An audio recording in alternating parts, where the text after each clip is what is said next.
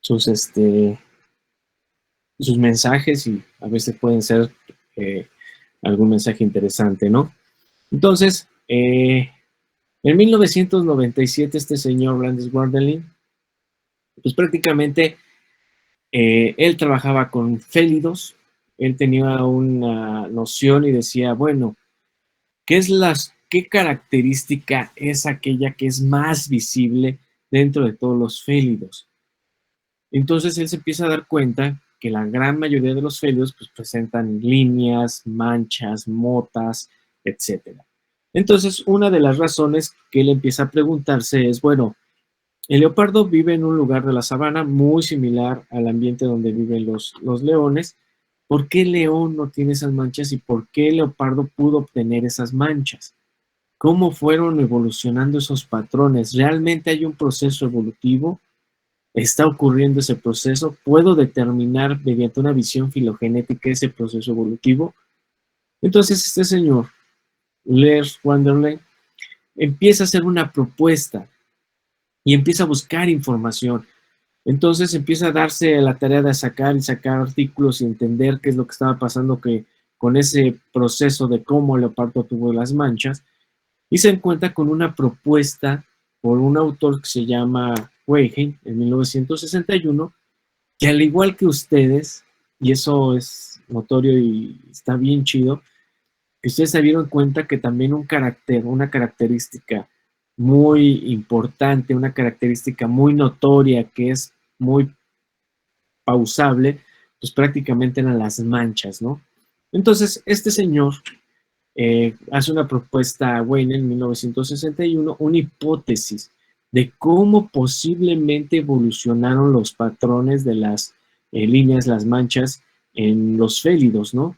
Entonces él asume que hay una direccionalidad en esas caracteres que son las manchas. ¿Se acuerdan que la clase pasada, bueno, la clase de ayer, les dijimos que había caracteres que pueden ser multiestado y que unos eran cuantitativos, otros cualitativos, y que dentro de los cualitativos podría haber unos que son direccionales y otros que son no direccionales, ¿no? Entonces este señor, basándose en estas cuestiones de los caracteres multiestado, determina que las manchas pueden ser o se podría tener una hipótesis de cómo fueron apareciendo. Entonces, ¿qué es lo más parsimonioso pensar? ¿Qué es lo más fácil de pensar? Lo más fácil de pensar es que seguramente primero hubo manchas, después fueron modificándose hasta llegar al punto de eliminarse las manchas. Si lo vemos en ese sentido parsimonioso, es decir, pues posiblemente primero hubo manchas, estas manchas pudieron ir divergiendo en líneas, en otras motitas, y al final fueron transformándose en motas o hasta llegar al punto donde no hay. Pero bueno, ¿ustedes qué piensan de esta propuesta de Weigel de 1961? ¿Creen que esa hipótesis de cómo lo evolucionaron los patrones de las manchas en los félidos es plausible? ¿Ustedes qué opinan? ¿Qué creen?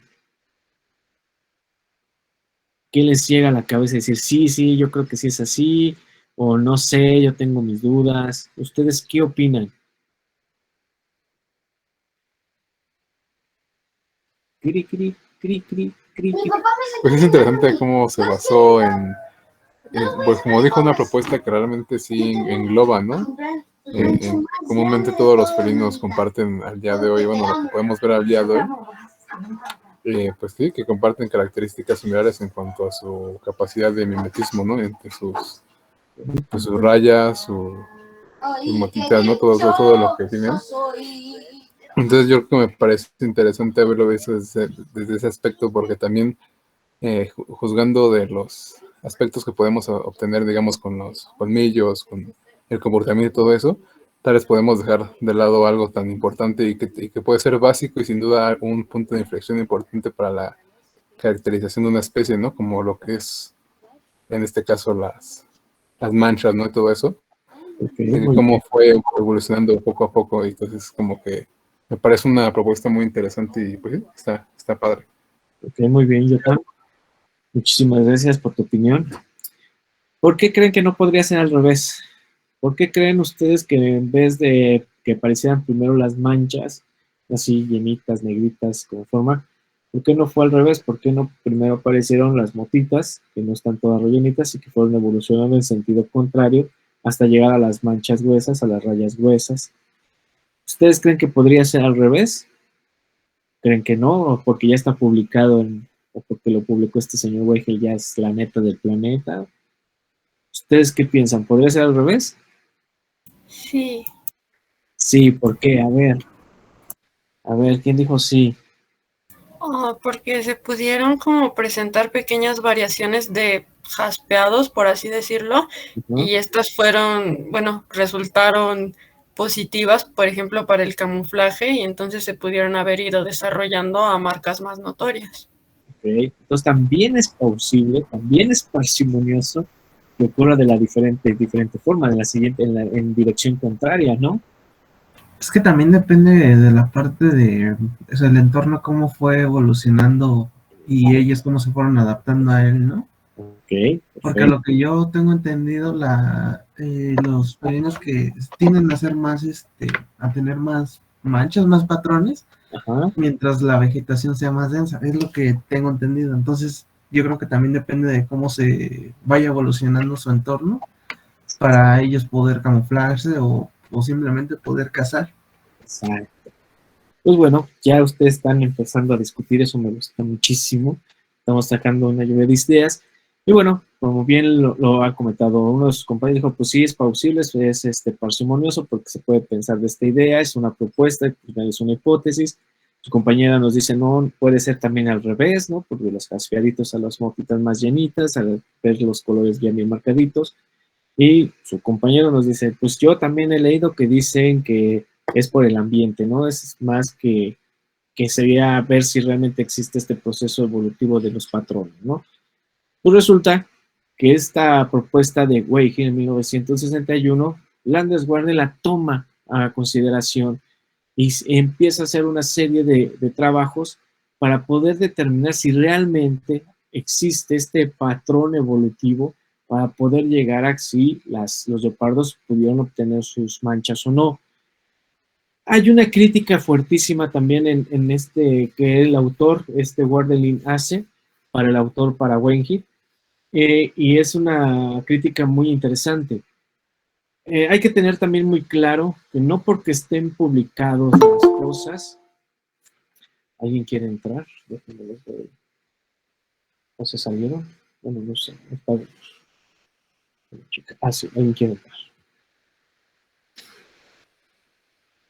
Bien. Entonces, les comentaba que no porque estén publicadas las cosas en los artículos quiere decir que sean la neta del planeta. Al final de cuentas son propuestas que se hacen, son hipótesis que se realizan y se tienen que poner a prueba para poder realmente confirmar el patrón.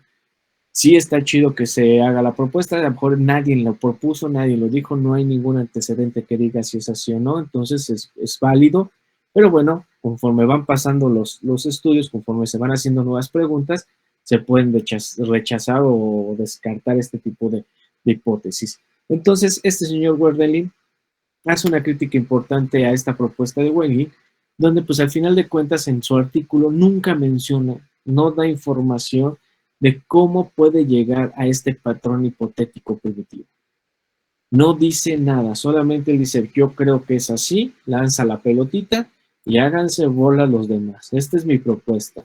Nunca menciona en el artículo cómo llegó esta propuesta, porque él cree que las manchas bien marcaditas son el patrón hipotético primitivo, es decir, un carácter isomórfico, nunca lo menciona. Entonces, el autor, Werdelin, dice, bueno, si no tenemos esa indicación del autor, no nos está dando esa información, entonces, pues realmente tampoco podemos tener con claridad si vamos a poder determinar ese patrón, esa visión filogenética. Entonces, algo que también es importante es que también no tenemos evidencia de un grupo félido primitivo específico. Es decir, que digamos, este grupo en específico es el más basal de nuestra filogenia y tiene estas características pleisomórficas, y entonces yo ya tengo evidencia de que las manchas bien marcadas son mi carácter pleisomórfico, porque yo ya tengo un grupo félido primitivo específico que ya está descubierto y que realmente es su carácter pleisomórfico. Entonces no tenemos esa visión, no lo podemos hacer. Entonces, ¿qué es lo que hace este señor Werdelin? Pues Werdelin dice, pues vamos a poner a prueba esa propuesta de Weigel, ¿no? Vamos a ver si es cierto, con un método, una visión filogenética, pues ver si esto ocurre, si realmente esto está pasando. Si llegara a darse ese patrón que yo estoy buscando en una relación filogenética, entonces apoyaría esa propuesta de Weigel, donde un carácter importantísimo para poder determinar las filogenes de los félidos deben de ser las manchas. Entonces, pues él hace un análisis interesante y empieza a sacar un montón de félidos, empieza a hacer un montón de trabajo y empieza a determinar. ¿Qué es lo que vemos en este árbol filogenético? Ustedes se dan cuenta, hay algunas ramas que son totalmente blancas, otras negritas, otras rayaditas, otras de color más grisecitos, otras con otra forma. Es el tipo de mancha que tiene cada uno de los félidos que están en esta hipótesis filogenética. Tenemos manchas motas, tenemos las rosetas, tenemos rayas verticales, tenemos manchas, tenemos pequeñas manchas, manchas uniformes, y equívoco cuando no se tiene con certeza si cae dentro de las restantes.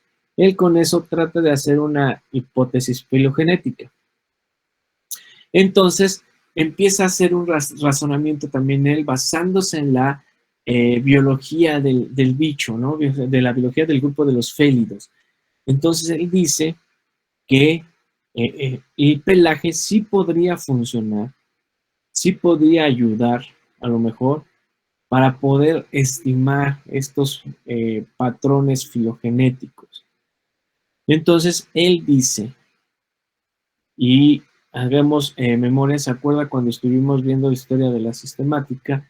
Donde había unos autores que decían que la ontogenia podía recapitular lo que sería caracteres ancestrales.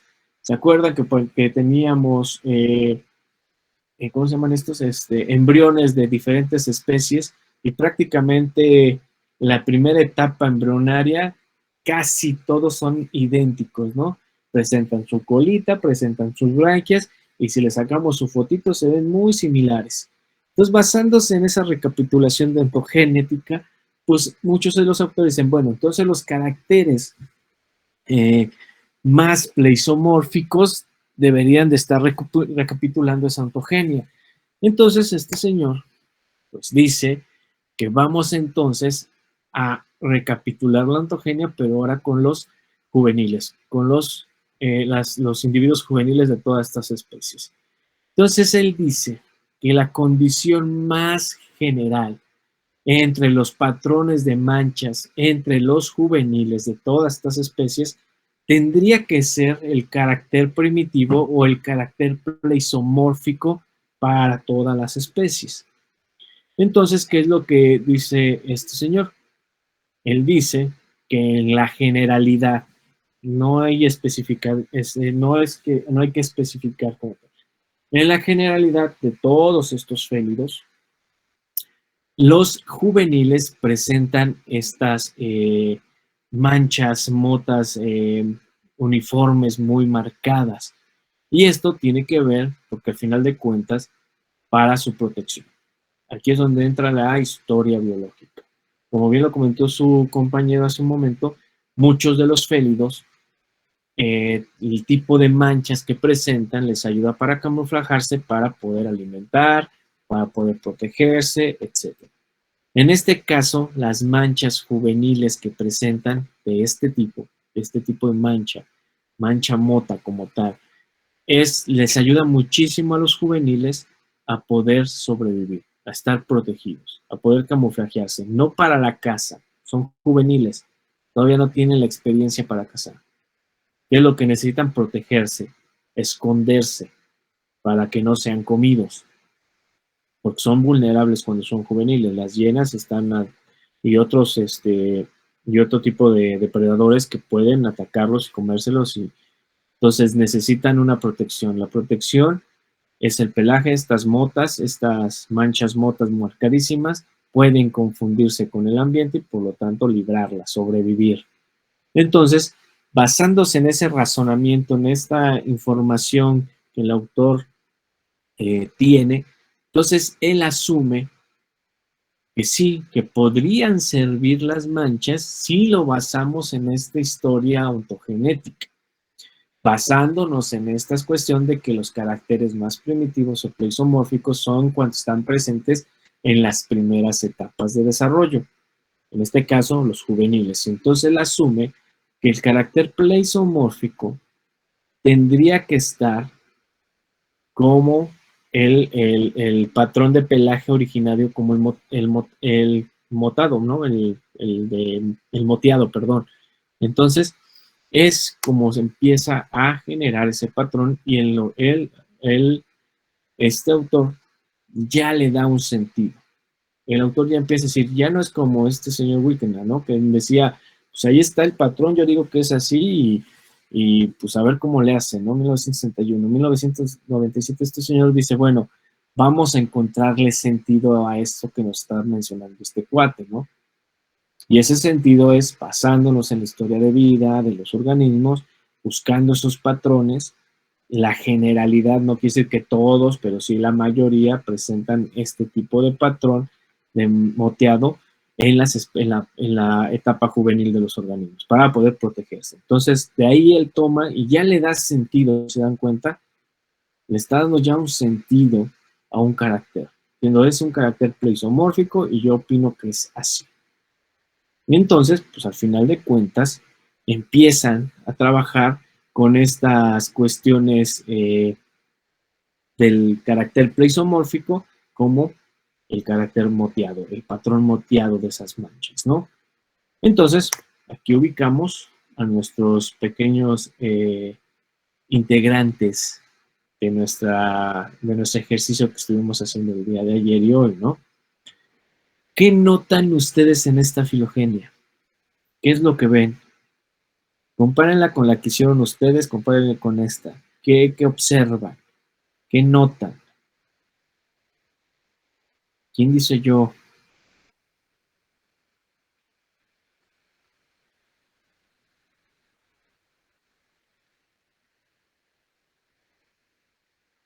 Nadie dice yo. No es posible, jóvenes. Íbamos bien, estábamos haciendo la discusión.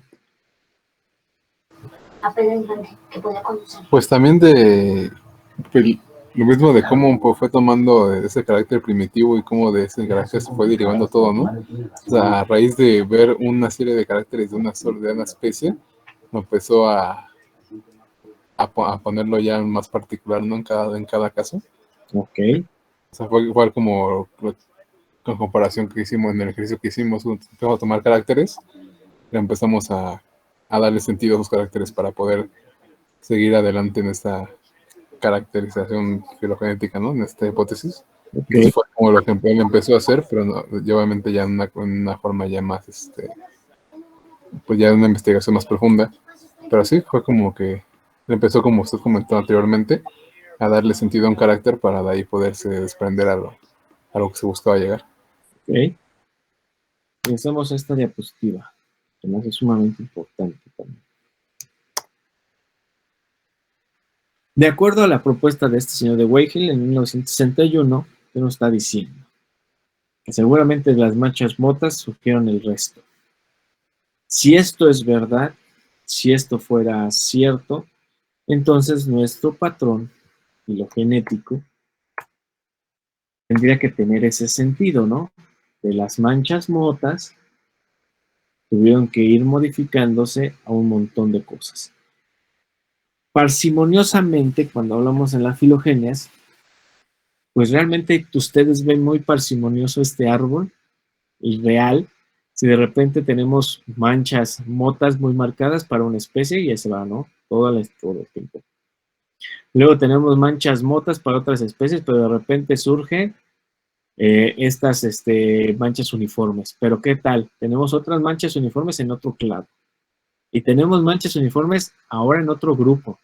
Y no con eso, resulta que tenemos una combinación muy marcada de las rosetas. Al menos aquí vemos que las panteras en general tienen sus rosetas, pero también hay otros bichos. Y en medio de esta filogenia resulta que tenemos manchas. Y todavía tenemos un desorden total en estas verticales, bueno, las rayas verticales, ¿no? Todos estos presentan rayas verticales, incluso hasta acá. Tenemos a alguien metido de este lado. Entonces, ¿qué es lo que vemos aquí en este patrón filogenético? Pues prácticamente lo que estamos viendo es que hay un desorden total, ¿no? Realmente el carácter manchas nos está sirviendo para obtener una filogenia lo más parsimonioso posible. ¿Ustedes qué opinan? ¿Ustedes cómo lo ven? Que no. Que no, ¿por qué no? Puede ser muy variable, ¿no? En cada especie. Ajá, porque varía totalmente. Exactamente, ¿no? Hay una variación tremenda. Entonces, con este tipo de trabajos, nosotros podemos determinar, podemos empezar a cambiar ese chip de que no todos esos caracteres nos van a funcionar, ¿no? Que no todos los caracteres, a pesar de que hay una propuesta, a pesar de que existe una propuesta, donde no nos está dando información, simplemente se hace la propuesta. Y alguien la quiere poner a prueba, pues nos resulta este tipo de cosas, ¿no? O sea, no hay un patrón como muy claro. Tenemos una serie de variación impresionante que entonces tendríamos que ir apuntalando a otra hipótesis. No quiere decir que esto está mal. O sea, se puso a prueba la hipótesis de este señor Weichel, ¿no? Al final está bien, es una propuesta. Se pone a prueba, lo pone a prueba y resulta que no es cierto, no es así. Hay una variación impresionante. Pero aparte lo interesante de este patrón que tratan de tener esta filogenia para entender cómo fueron cómo fueron adquiridas las manchas en estos, en los, ahí se me olvidó el nombre, se me olvidó el nombre, no, aquí lo tenemos, no me preocupo. En los leopardos, pues entonces, al final la hipótesis no concuerda con lo que decía este señor, ¿no? Hay un cambio, hay una variación importantísima, es fuertísima, pero es el punto de partida también para hacerse otro tipo de preguntas. Entonces, ya tenemos la base y era muy notorio y ustedes se dieron cuenta con el ejercicio que hicimos. ¿Qué era lo más visible? Las manchas, ¿no? Sobre las manchas. Entonces puede ser un carácter que puede funcionar. Pues vamos a ver si realmente ocurre un patrón filogenético. Ustedes se dieron cuenta que no solamente las manchas servían, sino que ya metieron otro tipo de caracteres, ¿no? En algún caso, hasta el ambiente. Entonces, con eso se va enriqueciendo para poder generar una hipótesis filogenética lo más parsimoniosamente posible. Entonces, a raíz de este trabajo, empieza una serie de trabajos para poder determinar realmente la filogenia de estos grupos de félidos. Entonces, esta es como la primera partecita, y entonces llega en el 2000 estos señores, esta Mitchell y Deborah, colaboradores, en el 2000, que pues, bueno, vamos a ver si realmente cómo se da esa filogenia, esa especiación en los félidos. Entonces, ella involucra otros caracteres, involucran caracteres genéticos, caracteres morfológicos y caracteres cariológicos, ¿vale? Ahí se me va a acabar la pila de mi compu y si no, nos vamos a ir sin terminar. Listo. Entonces, si se dan cuenta cómo va este procesito, este proceso para determinar una filogenia. Primero hay una propuesta en 1961, ahí le echaron al azar, con de un carácter las manchas podían servir.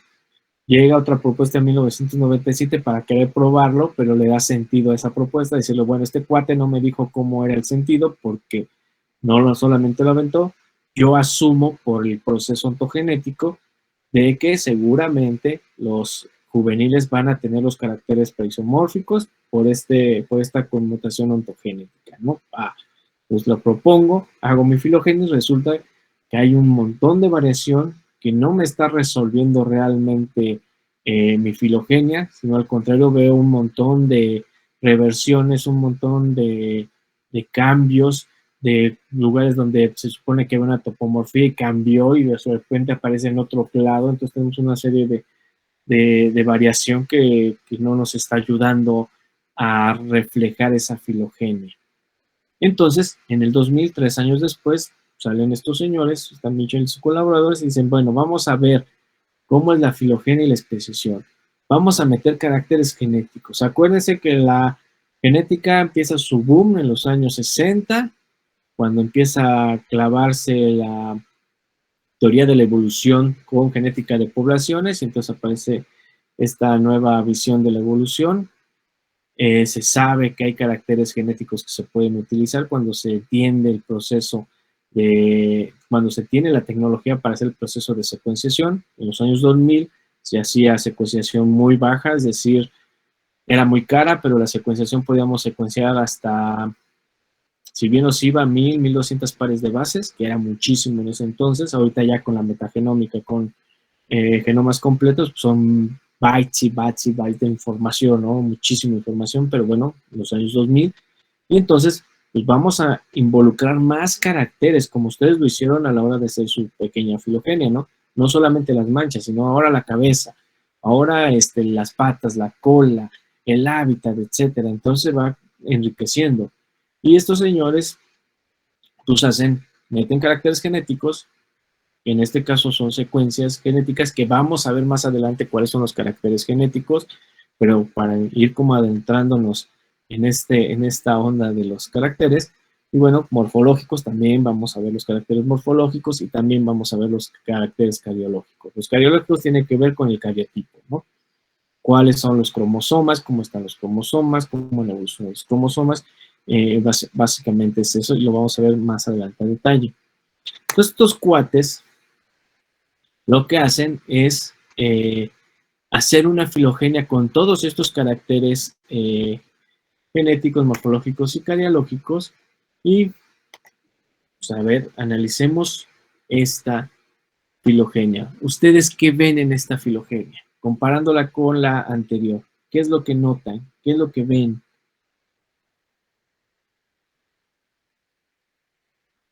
¿Qué es lo que observan?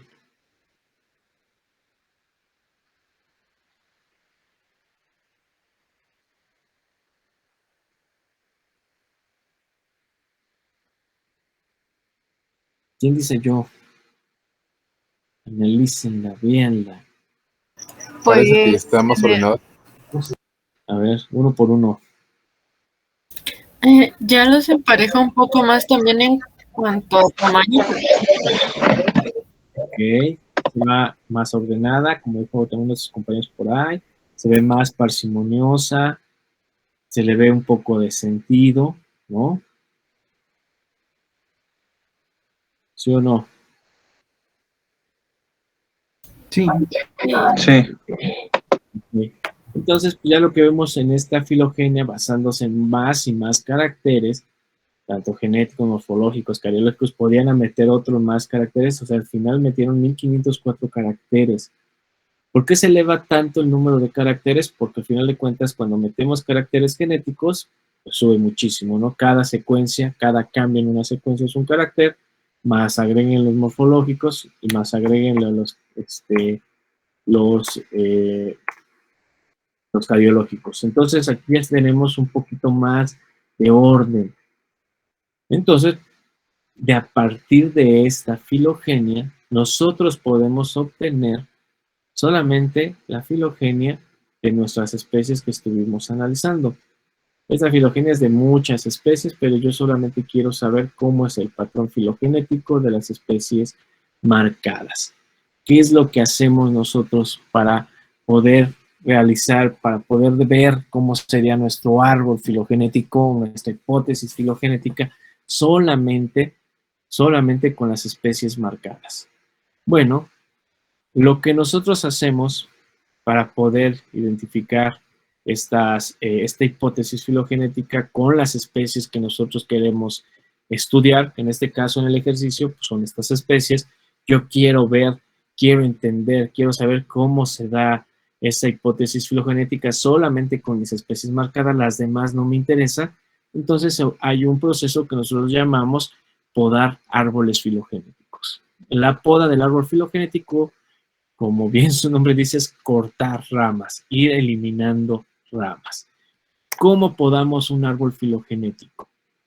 Bueno, por ejemplo, aquí tenemos una serie de especies de tetrápodos. Entonces, yo solamente quiero tener en mi árbol filogenético las especies de interés, que sería el T-Rex, el Aardvark, el Hyrax y la musaraña elefante. Es lo que quiero tener. No me interesan los demás. Entonces, ¿qué hago? Empiezo a hacer podas, empiezo a cortar, empiezo a eliminar las especies que no son de interés. Entonces, pues para empezar, quiero el T-Rex, aquí lo tengo.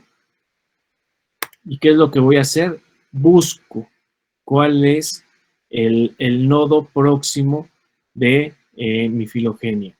El T-Rex al final lo tengo, es mi grupo, el grupo que es la especie que está separadita, que es la que necesito, pero dentro de este grupo monofilético, pues necesito quitarlo. Entonces ubico dónde se empieza el primer nodo. El primer nodo lo tenemos aquí, el basal. El que sigue, tenemos este nodo, que es donde yo voy a empezar a eliminar. Tengo todo este grupote, que es el que quiero podar. Entonces, me ubico cuántos grupos monofiléticos tengo en esta simple isomorfía. Pues tengo 2 grupos monofiléticos o 2 sinapomorfías muy claras. Aquí lo vemos. Y entonces, ¿qué es lo que quiero? Pues quiero podar porque me interesa solamente quedarme con estos grupos. Entonces, ubico el siguiente nodo. Veo que se hacen 2 grupos muy marcaditos, donde está el Aardvark y el Elephant Share, con el musaraña elefante, y entonces empiezo a ubicar y corto los que no me interesan, los elimino, los quito. Al momento de quitarlos, ubico a mi especie, el T-Rex, ubico el nodo donde se estaban uniendo estos 2 grupos monofiléticos, ubico el otro nodo donde se unían estos dos clados dentro de mi grupo monofilético, y entonces solamente pongo los nombres. Entonces, así es como yo empiezo a podar mi árbol, siempre ubicando nodos para poder ir quitándolos, quitar las ramas que no me interesan. Entonces, así podemos tenerlo igual. Eliminamos, cortamos y tenemos este grupo ya cortando las 2 especies que no me interesan. Otra vez. Tenemos las especies de interés. Solamente quiero tener estas 4 especies en mi grupo para determinar cómo es esa filogenia, basándome en una filogenia que ya está publicada. Los ubico, veo dónde están, ubico mi primer nodo, aquí está, y tengo mi primera especie, ubico mi segundo nodo, donde me está dando 2 grupos muy grandototes, todo esto es un grupo, una simple isomorfía. Resulta que tenemos 2 grupos monofiléticos, 2 simples isomorfías, y al final de cuentas quiero cortar esas especies, las especies que no me interesan.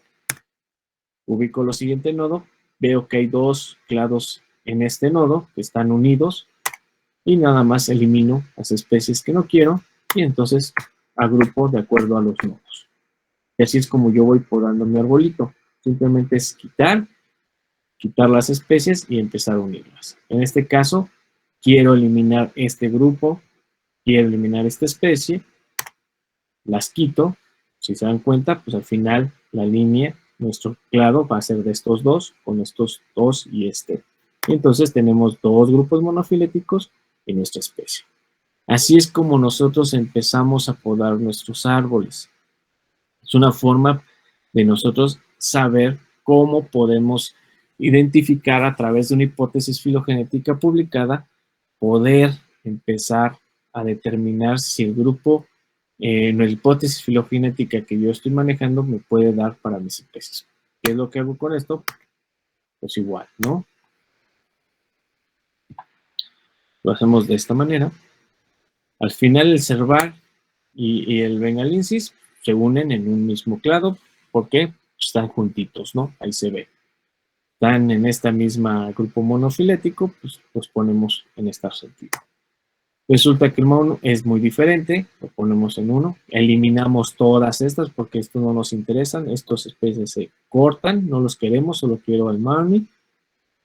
Luego, pues jalo para mi especie, ¿no? Ya tengo al menos estos dos. El Rufus, pues al final de cuentas, igual, lo quiero solito, no me interesan los demás, sé que viene de este clado, lo corto, lo podo, me queda solito. Y bueno, sé que el tigris, la pantera onca, el leo, vienen igual, se quedan los clados igualitos, pero elimino todo el pardus, la unguía y la nebulosa. Y al final, ya podado mi arbolito, me queda así mi hipótesis filogénica, donde las especies basales o las más con caracteres pleisomórficos son los panteras, después, y las especies como más con caracteres más apomórficos, pues es el cervarse y el bengalés. Entonces, con esto nosotros podemos ir estimando y determinando si nuestra hipótesis filogenética es muy similar, no es similar, etc. Entonces, a partir de estos datos, de esta información, nosotros podemos determinar la hipótesis filogenética de las especies de interés si no nos interesan el resto. Entonces, si nosotros la comparamos con la hipótesis previa que habíamos visto y con sus hipótesis, pues vemos cómo es más parsimonioso este tipo de hipótesis porque está metiendo mayor cantidad de caracteres, pero esos caracteres al final de cuentas les están sirviendo. Son informativos, porque también puede haber muchos caracteres que no son tan informativos. Entonces, algo interesante también de este artículo es que trata de meter el tiempo de divergencia. ¿Cuántos millones de años han pasado desde que aparecieron, por ejemplo, el género de la pantera con el resto? 6 millones de años y el más reciente 4.8 millones de años. Aquí lo interesante, si ustedes ven en esta imagen, es que tenemos otros grupos como mucho más viejos, como 8.2 millones de años que el puma o 6.7 el lince comparado con las panteras, ¿no? Que son lo que están marcando como si fueran más basales. Pero bueno, al final de cuentas, son hipótesis y tendremos entonces que determinar por qué está ocurriendo este tipo de cosas, por qué nos está dando tiempos de divergencia no tan asociados a una filogenia. Es algo importantísimo. Entonces, a raíz de estos trabajos surgen otras preguntas, otras dudas. Pues todos estos millones de años, al final de cuentas, ¿dónde caen? ¿En qué periodo de la Tierra cae? Pues en el Mioceno.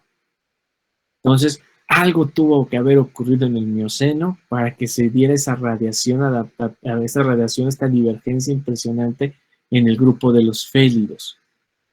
Entonces, ¿qué es lo que se hace? Pues hay que entonces empezar a chambear en el sentido de ver qué es lo que está ocurriendo, qué ocurrió en el Mioceno para que existiera esta divergencia y si esta divergencia con los caracteres que estamos viendo, que son solamente los genéticos, los morfológicos, los cariológicos, o hay que involucrar otros tipos de caracteres para tener una historia mucho más bonita y mucho más completa. Ya no nada más nos interesa saber en la hipótesis filogenética quién apareció primero, quién no, cómo se encuentra clasificada, sino ya hacerse preguntas mucho más biológicas, mucho más allá de eso. Es decir, si yo ubico y estoy sacando los tiempos de divergencia y todos me caen en el Mioceno tardío, algo ocurrió en el Mioceno tardío. Algo tuvo que haber ocurrido en el Mioceno tardío para que ocurriera esta divergencia. Y que no me está explicando la filogenia, porque no lo está explicando. Al final de cuentas solo es una hipótesis, pero no la está explicando.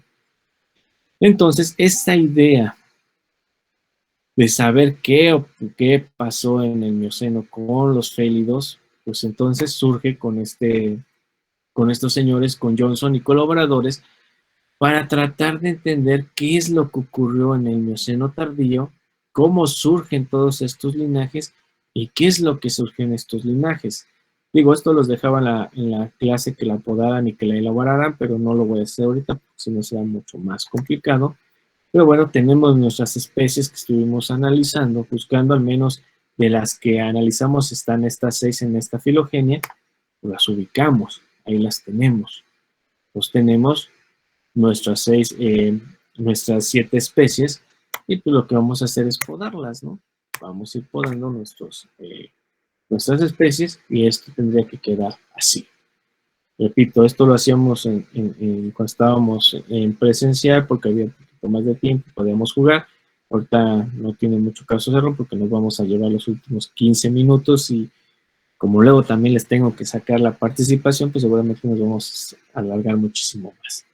El chiste que tenemos esta hipótesis filogenética. Otra hipótesis muy que nos da este artículo de Johnson y colaboradores, donde volvemos a tener este clado marcadito donde entran todos los grupos de las panteras, de la pantera, del género pantera, y al final vuelve a estar separadito por cada de cerval, y otra vez juntitos el de Palas y el leopardo asiático, ¿no?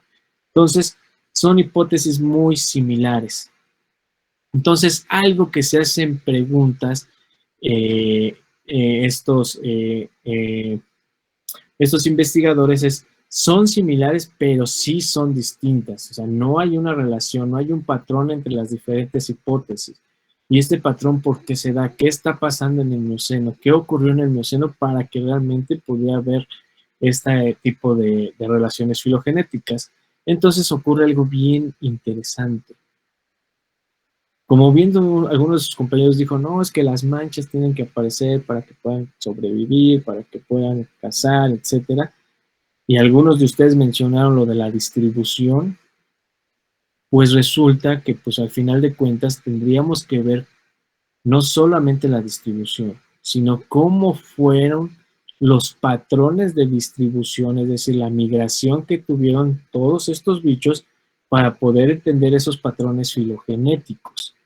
Entonces, pues resulta que estos cuates Johnson en 2006 utilizan esa filogenia para darle esa interpretación de la distribución y empiezan a ver cómo se van dando los procesos migratorios, cómo van migrando. Entonces, de acuerdo a la información filogenética, de acuerdo a este árbol filogenético datado, donde dice cuántos millones de años aparece el primer ancestro de los félidos y cómo van divergiendo a través del tiempo, él trata de entender cómo se da este proceso. Y entonces él menciona que durante el Mioceno tardío, que es en esta partecita, este es el Mioceno tardío, de 5 a 10 millones de años, dice que hubieron una serie de migraciones. Y que estas series de migraciones tienen que ir bien marcadito con la filogenia que ellos obtienen. Dicen que una de las primeras migraciones que ocurrieron fue que aparecen, al final de cuentas, el félido antecesor, hace 10.8 millones de años, en Asia, que de Asia hay una pequeña migración hacia África, y entonces en Asia por eso tenemos los linajes de las panteras. Todas las linajes de las panteras las tenemos en Asia. Y resulta que hay una migración hacia África. Y esa migración en África se hace hace 9.4 millones de años. Cuando se hace este tipo de migraciones, entonces empieza a haber adaptaciones al lugar, empieza a haber características específicas a los sitios. Recuerden que para que haya adaptación tienen que pasar generaciones y generaciones y generaciones para que vayan ocurriendo estos cambios. No es que ya migré de Asia a África y ya soy algo nuevo. No, es un proceso. Acuérdense que bien lo dijo Darwin, es un proceso lento, millones de años, de 10.8 a 9.4 millones de años, bastante la diferencia en tiempo evolutivo. Entonces, a partir de 9.4 millones de años aparece este linaje de los Brachiates, que es en todo Eurasia, que está marcado en moradito. Hay esa primera migración hace 8.5 millones de años hacia África, y aparece el linaje donde aparecen, ahora sí, los caracal, ¿no? Todos los leopardos y toda esta zona, pero pues al final hay una migración hace 8.5 millones de años también de Asia hacia América. Y entonces hacia América encontramos todos los linajes de los americanos, los elote, los pumas, etcétera. Y por último, la última de las migraciones que ocurren en el Mioceno tardío es que hay un regreso de especies que estaban en América, regresan hacia Asia, y en donde tenemos a todo el linaje de los gatos domésticos, el linaje de los leopardos, etc. Entonces, con esta información, solamente con saber cuántos millones de años han pasado, con una buena filogenia adaptada, una buena filogenia con información, podemos empezar a descubrir todas estas cositas, ¿no? Todos estos datos, de cómo no nada más es identificar un carácter, sino varios caracteres, y que esos caracteres nos cuenten una historia, que nos den esa información a la hora de estar haciendo las filogenias. La filogenia no nada más nos va a servir para clasificar a los organismos. Es algo que quiero como recalcar ya para cerrar esta partecita con ustedes. No nada más sirve para hacer esas clasificaciones. No es así. Es una hipótesis filogenética, y esa hipótesis filogenética tiene una historia. Esa hipótesis filogenética tiene, el patrón tiene esa historia. Nos interesa ver qué es lo que ocurrió, por qué divergió hace mucho tiempo, qué es lo que ocurrió en ese tiempo, qué pasó en el Mioceno tardío, qué hubo esa radiación, por qué hubo esa radiación, qué ocurrió. Seguían los continentes juntos, no estaban juntos, ya estaban como estaban ahorita. Entonces, ver esos procesos, esos patrones que nos están dejando las filogenias para entender las distribuciones actuales de nuestras especies, ahora sí que vaya la redundancia, en la actualidad, ¿no? Y esto ustedes lo van a ver muy claramente, lo van a entender muy claramente cuando pasen a sus clases de biogeografía, de filogeografía, de evolución. Pero estas son bases importantísimas que ustedes ya empiezan a conocer ahorita. Ahorita lo que hay que comprender es que hay un montón de caracteres bien informativos que nos van a dar hipótesis diferentes, hipótesis filogenéticas diferentes, que hay que buscar lo más parsimonioso, pero que al final de cuentas las filogenias no solamente nos van a ayudar a la clasificación de los organismos. No solamente, ya tengo mi filogenia y ya sé cuál es el ancestro y de cuál derivó, sino que hay una historia detrás. ¿Cómo ocurrió ese filogenia? ¿Por qué se dio esas genealogías, ese ancestro-descendencia? ¿Cómo ocurrió? ¿En qué momentos? ¿Y cómo podemos nosotros datar nuestras filogenias? ¿Cómo obtener esta información? Bueno, se pueden datar con los fósiles, ¿no? Los fósiles son una herramienta importantísima. Cuando se les saca el carbono 14 nos pueden dar tiempos, y entonces podemos asumir los tiempos en que fueron apareciendo cientos félidos, y con eso podemos ir datando nuestra filogenia. Otra manera de poder datarla es con la tasa de mutación de los genes. Sabemos que hay una tasa de mutación en los genes, que esa tasa de mutación, es decir, cuántas veces ha mutado ese gen, puede variar, y a raíz de esa tasa de mutación podemos nosotros tomar esa información para datar nuestras filogenias y asumir, porque al final de cuentas la mutación son cambios, y esos cambios cuándo ocurrieron, en qué momento ocurrieron, y con eso podemos datar nuestros árboles filogenéticos. ¿Dudas hasta aquí? ¿Les gustó el ejercicio o no les gustó? Porque lo vamos a seguir retomando más adelante, ya ahorita no, pero más adelante sí. ¿Todo claro? ¿Todo bien? Sí. Sí, todo claro. Sí, me gustó. Sí, profesor. Todo bien. Qué bueno. Bueno, pues muchachos, ya váyanse a descansar, váyanse a tomar su café y a hacer tareas, si tiene que hacer tarea, y si no, pues ya descansar. Nosotros nos vemos ahora sí ya presencial el próximo martes. ¿Va que va? Está bien.